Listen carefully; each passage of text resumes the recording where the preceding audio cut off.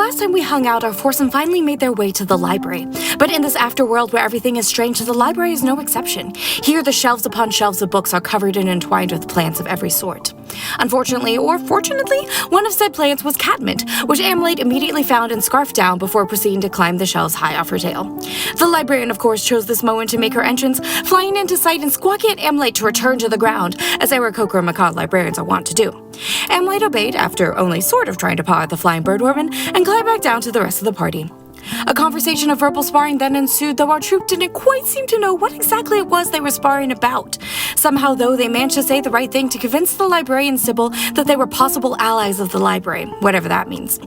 For the moment, at least, it seemed to mean that they got access to the special restricted section, a hidden room where Sybil felt they could speak freely, or would be able to, if Rhea would allow her memories to be wiped before she left.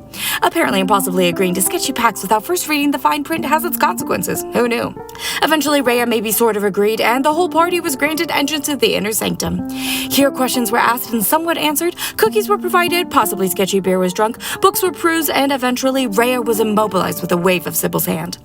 This done, and finally feeling safe from prying ears, Sybil began to spill the afterworld tea. New life is a scam. Anyone who manages to make it back to Param is no longer themselves, but darkness touched, i.e. basically a puppet to the darkness's whims. And with this new knowledge ringing in our heroes' ears, you're all caught up?